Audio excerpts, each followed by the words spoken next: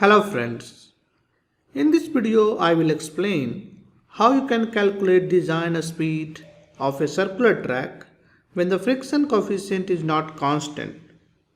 So this problem says a rider on a bike takes a turn on circular road where the friction coefficient depends upon the radial distance from center R, and this friction coefficient is given as mu is equals to mu naught 1 minus R by B, where mu naught and b are constants. We have to find the radius of circle in which rider can take a safe turn with maximum velocity, and we have to also find the maximum velocity. So what is happening here? So what are the things that is given? So we have a circular track. So this is the circular track on which this bike rider is trying to make a turn. And let's say he is trying to make a turn on this radius. This is an arbitrary radius. It can be any radius. So let's say this radius is from this point. This distance is given and this distance is R. So at some point of time this bike rider is here and he is trying to make a turn. So what will happen at this location, because this is located at distance R, friction coefficient is given by this formula mu naught 1 minus R by B. Basically you can plot this friction coefficient with this. So let's say if I want to plot, so this side we have radius R, so this is radius on this side, and this side we have friction coefficient. So when you have R is equals to B, you can see from here mu is equals to 0. So R is equals to B, mu is equals to 0. And when R is equals to 0, mu is equals to mu naught. So we can plot, and this is R equals to 0, then mu is equals to mu naught, and then let's say the final is R is equals to B. Then you will have mu is equals to 0 somewhere here, and this friction is varying linearly. So this is the friction. Now we have to find the velocity. So how will you find the velocity?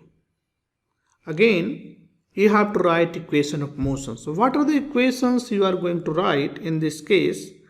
Now on this, mg is acting in the downward direction. So mg force is acting in the downward direction and normal reaction is acting on the upward direction. So we have one equation, that is n is equals to mg. And the second equation will come because this is moving in a circle. So we will have a friction force that will act towards the center, because this vehicle or this bike has a tendency to move in the upward direction or move outside the circle, and that's why in this case friction will act inside.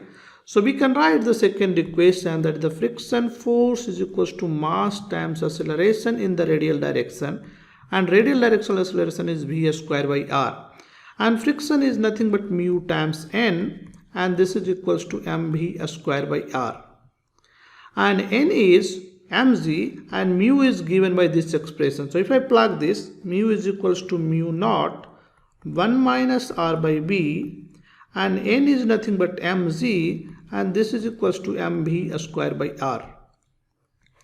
M cancels out, so from here I can write v square is equals to rg, and mu naught will be there 1 minus R by B. So now see, v is basically a function of r. So v square in this case is a function of r. Or I can write simply v square is equals to mu naught to g r minus r square by b. So this is a function of r. And we need to maximize this velocity. So either we can maximize velocity or we can maximize a square of the velocity. Both are same thing. So we can maximize. So what we are going to do is we can maximize a square of the velocity. that is b square.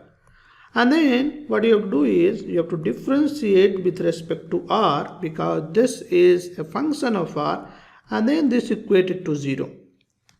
So differentiation of this will be mu naught z is a constant, and differentiation of r is 1, and this is 2r by b, and this is equals to 0 if you plug. So you will have mu naught z 1 minus 2r by b is equals to 0.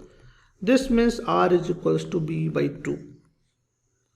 So the maximum velocity will occur at r equals to b by 2. So this distance, when r is equals to b by 2, you will have maximum velocity. And what will be that velocity? So velocity is given by this expression. So if you take a square root of this expression, that will give you the velocity. So that is mu naught z r minus r square by 2.